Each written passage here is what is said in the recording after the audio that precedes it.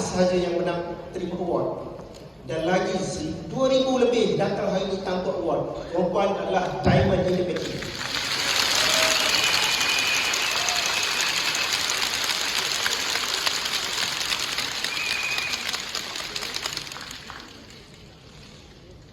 Tuan-puan, saya bermula dengan Public Gold pada tahun 2010. Bermula dengan membaca blog Mahaguru Syukur Hashim, jutawan-emas.com.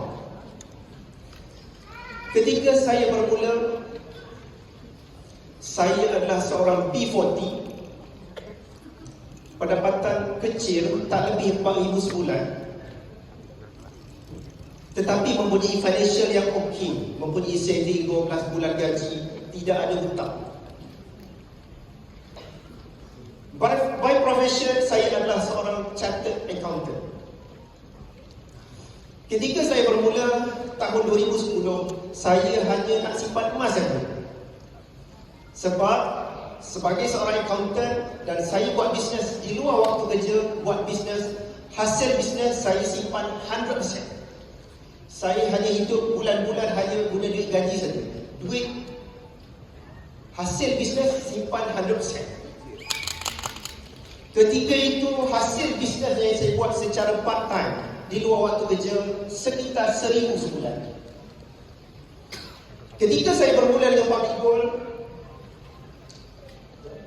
saya dapati emas adalah alat kewangan yang sangat bagus. Tahun 2018 saya sudah educate masyarakat tentang kewangan. Macam mana nak hidup senang tanpa hutang. Waktu tu saya belum kaya, tapi saya tidak ada masalah kewangan. Ketika saya berjumpa Public Gold, saya mulakan simpanan emas. Saya obses tentang emas, saya belajar. Blog jutawan-emas.com saya baca sampai khatam. Encik Syukur keluarkan e-book, saya beli. Apa sahaja buku emas saya baca. Dan pada ketika itu saya dapati emas salah satu instrumen kewangan yang sangat bagus. Sebab salah satu perkara penting untuk menabung ialah kita kena adakan forgotten saving, simpan untuk dilupakan. Saya tahu perkara itu.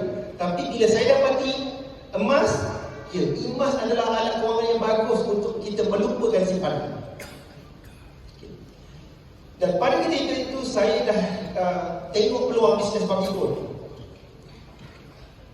Insentif Public Gold bagi hanyalah 1%, 1.5% dan 2%. Sebelum Public Gold saya dah buat banyak bisnes. Dan tidak ada mana-mana bisnes yang bagi komisen kepada ejen sekecil Public Gold, tidak ada. Public Gold yang paling kecil. Jadi ketika saya nak bermula, saya rasa Public Gold tak berbaloi. Bayangkan tuan-tuan, pada ketika itu kalau jual 1 dinar sekitar RM600. Mahal ke murah? Murah sekali, mahal dulu. 600. Jual 1 dinar, dulu mana ada GIT, Public Gold mana ada pos emas dulu. Dulu branch Public Gold tak banyak. Jumpa waktu tu belum ada WhatsApp. Communicate dengan customer pakai SMS. Satu SMS, ya kita jumpa 20 sen. Awak dulu, mahal. Okay, bayangkan. Jual 1 dinar, insentif 1%, RM6. Kalau customer nak beli 1 dinar, saya kena hantar insentif RM6. Communication saya dah beli RM3. Yes no, RM6, RM3 dah. Jadi saya fikir tak berbaloi. Tapi follower saya sentiasa tanya nak simpan emas. Jadi saya pesan, kalau nak simpan emas, pergi cari dealer Public Gold. Walaupun saya jadi dealer, tapi saya tak nak buat bisnes Public Gold. Insentif tak berbaloi. Jadi penyimpan emas saya pun, follower saya di blog muhammadsikri.com, dia pergilah cari dealer-dealer Public Gold. Dan saya dapat feedback yang kurang menyenangkan. Antaranya, Encik Zul, saya dah beli dah barang kemas RM30,000. Aduh, saya tepuk dahi. Beli dia barang kemas dah rugi spread 25%. Cari dealer Public Gold, ada yang ajar teknik rempit, beli pajak. Ada yang recommend pergi buat loan beli emas. Ini semua tak kena dengan prinsip saya. Jadi saya buat keputusan.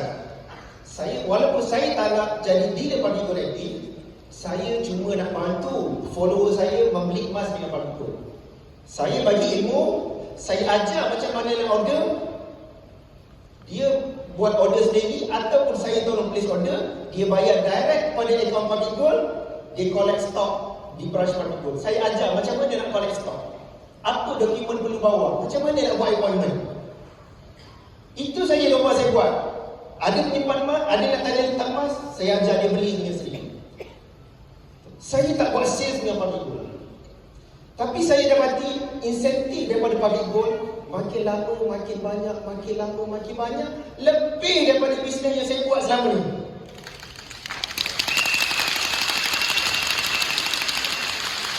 Mana datang insentif yang makin banyak tapi saya tak buat sales. Waktu tu Public Gold mana ada business center? Berapa banyak sales kita dah buat, tak ada. Mana ada business center?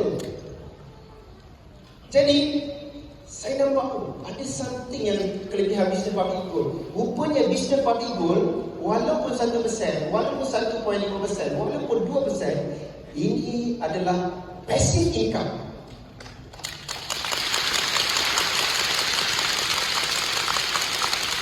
Saya belajar tentang kewangan sebelum ni. Passive income RM1,000 sebulan, nilai dia lebih besar daripada active income RM10,000 sebulan. RM1,000 tanpa kita bekerja, dengan RM10,000 kita mudah mudahkan kita. Ada kerja, ada duit, tak ada kerja, tak ada duit. Okey. Lama kelamaan bisnes Public Gold saya insentif makin lama makin banyak, dan saya pun tak tahu Public Gold bayar insentif betul ke tidak. Saya pun tak tahu. Sebab tak ada sistem, tak boleh monitor sales. Saya percaya je apa saya masukkan dalam akaun saya. Sebab tu penyimpan emas dan dealer-dealer bawah saya, kalau customer ada 10 orang duduk kira insentif, saya kata jangan buang masa lah. Ada 10 penyimpan emas dulu, baru buka kira insentif. Okay? Jadi, income saya makin lama makin besar. Hinggalah pagi. Tapi saya tak nak fokus Public Gold. Sebab sebelum Public Gold, saya dah buat bisnes lain. Paling lama ialah dalam bisnes MW, direct selling. 7 tahun. 7 tahun tak skip training. Seminggu ada 2 kali training, semua saya pergi. Ada conference, semua saya pergi. Ada conference luar negara, saya pergi juga. Saya sanggup invest untuk membangunkan bisnes saya sendiri. Jadi ketika saya grow dalam bisnes Public Gold hantar staff. Namanya Mr. Kenneth.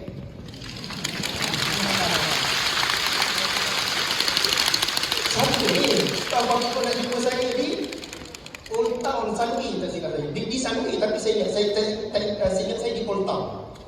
Jadi dia pun tunjuklah business plan kepada saya. Zul, you lahirlah 100 master dealer. Dulu tak ada founder master dealer. Zul, you lahirkan founder 100 master dealer. Saya kira kalau dealer bawah saya, okey, saya master dealer dapat 2%. Kalau dealer bawah saya jadi normal dealer, saya dapat overriding 1%. Kalau dia dapat jadi priority dealer, saya dapat 0.5. Kalau saya melahirkan master dealer, saya dapat 0.1%. Ini apa hal ni? Lagi bantu orang berjaya, lagi kita tak ada duit. Saya pun balik, saya cerita kat isteri saya. Kita tengah buat bisnes ni, fokus. Ultra fokus. Saya cerita kat isteri saya, yang ada staff Public Gold ni, dia tunjuk kita supaya lahirkan 100 master dealer. Isteri saya cakap, bang, kita fokus apa kita buat. Jangan distract dengan benda ni.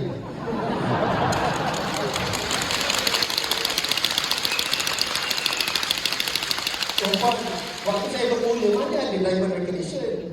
Mana tahu ada cek 1 juta? Mana tahu dapat macam-macam? Tak tahu, mana ada istilah diamond pun tak wujud dalam Public Gold tu.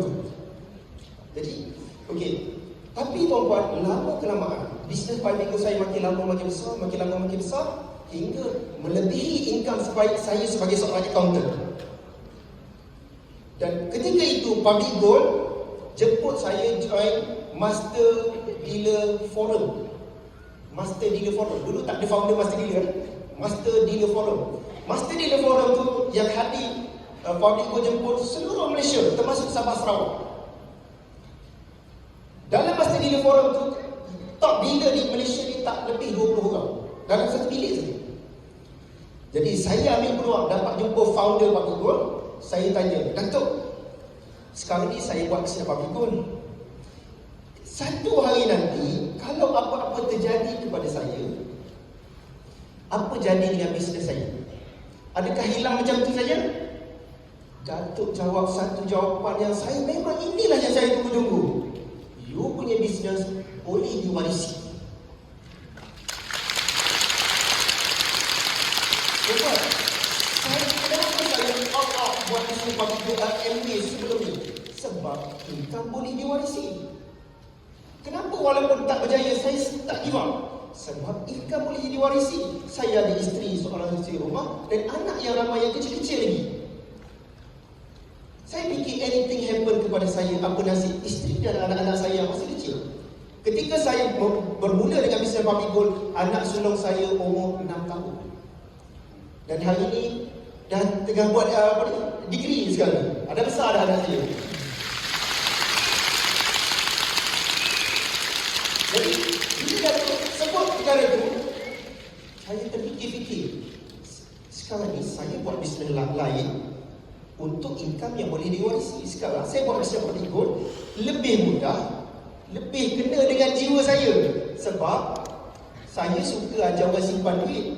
Saya tak suka orang berbelanja. Bisnes lain, saya suka kena suruh orang berbelanja untuk saya dapat insentif. Dengan public goal, saya ajak orang menabung. Kena dengan jiwa saya.